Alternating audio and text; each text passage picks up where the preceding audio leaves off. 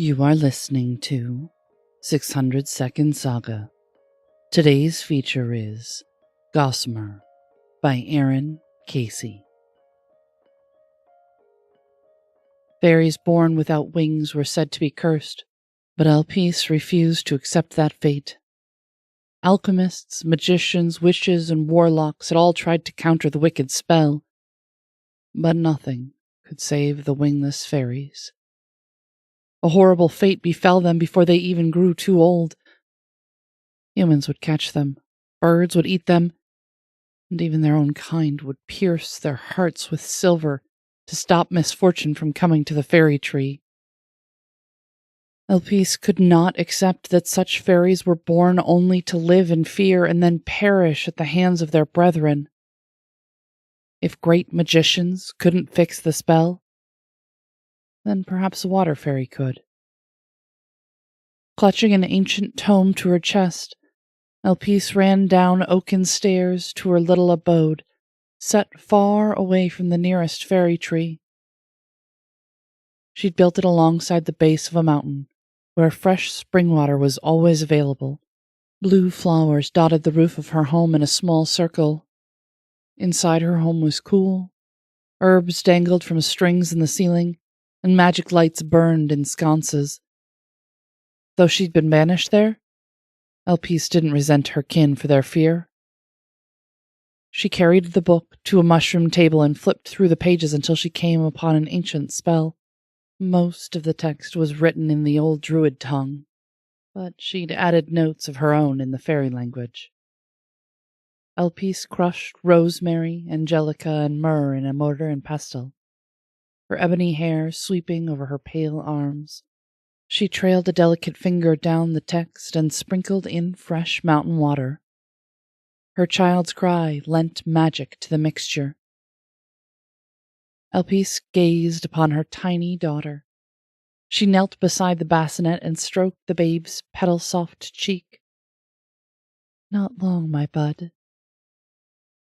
Ilya sucked on Elpis's finger and kicked pudgy feet against a laurel blanket. Her big violet eyes stared back at Elpis, and she gave a gummy smile. Elpis kissed Ilya's head, and then rose and returned to the bowl, casting another ingredient within. Tendrils of a wispy dove feather floated onto the paste. Suddenly, the dull mixture glowed and sparkled white. Elpis gripped a blue stone at her neck. "Use this only if the earth cannot fulfill your want," her father had said as he'd plucked it from his neck with a withered hand. "You'll know when the time is right." With a kind smile on his lips, he'd breathed his last. Elpis took the precious jewel and cracked it on the side of a rock. A single drop of Avalon's lake fell from the jewel into her mixture. Blue light flashed, blinding Elpis. She shielded her eyes, and though she heard Ilya cry, she did not fight the magic. It swirled around them, seeping into Ilya's skin. The babe quieted, and her eyes glowed blue for a moment.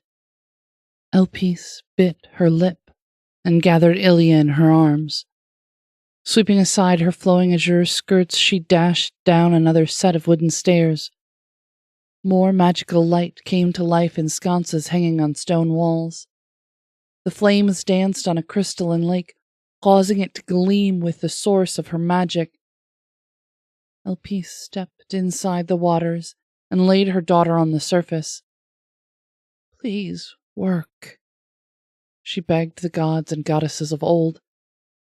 As the water touched Ilya's skin, and Elpis's hand glowed, Ilya squealed in delight. 2 gossamer wings sprouted from Ilya's back, shimmering sapphires against the dark water. Black designs spread through the wings until they resembled those of a monarch butterfly. Ilya squirmed in Elpis's arms and pulled her foot to her mouth to nibble on her toes. Elpise could only laugh with joy and relief. She fell to her knees in the water and clutched her daughter to her. The spell had worked. The spell. Pain rippled through Elpise's back. She gasped and looked back at her own wings. They trembled against her and started to melt before her very eyes. The pain intensified and Elpise cried out, "No, what is the spell doing?" With dread, Elpise remembered the first rule of magic. Magic always came with a price. Ilia could have her wings, but only at the cost of Elpise's. "No," Elpise sobbed, but not for her plight. Her daughter would live and be accepted by the fairies. But what about the rest of the wingless babes?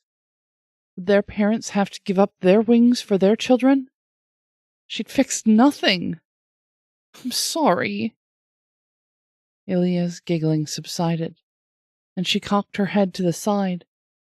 Her purple eyes had lost their azure glow, but they still danced with power. The gurgle, Ilia touched Elpise's cheek, and a surge of magic passed through them both. Elpise felt the pain in her back flare for a split second. Then, something strange. Water rushed up her spine and cooled her agony. As the water rose, it began to take shape into two long iridescent wings. They were nothing like her original butterfly wings. These were teardrop-shaped, with elegant curls and shimmering with magic. Elpise flexed her wings and flapped them once, twice, and buzzed into the air. The wings were strong and carried her and Ilia high above the swirling waters. Sobbing in joy, Elpise wrapped her laughing daughter against her chest. Magic might come with a price, but love asked for nothing in return. This was Gossamer by Erin Casey. Erin graduated from Cornell College in 2009 with degrees in English and secondary education.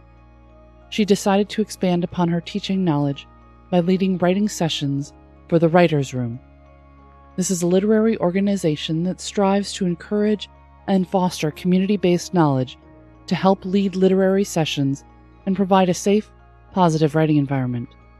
She is currently one of the co-directors of the organization, as well as the Communications and Student Relationships Manager of the Iowa Writers House, the parent organization of the Writers' Room, that helps writers on their craft, career, and community. She attended the Denver Publishing Institute in 2009 and has been a recruiter ever since. When she's not volunteering and working, she's writing her LGBT young adult fantasy story, as well as a mix of medieval fantasy and urban fantasy books. She recently started marketing an urban fantasy novella that will be released on Patreon in 2018. Check our show notes for links. Music is provided by Mads.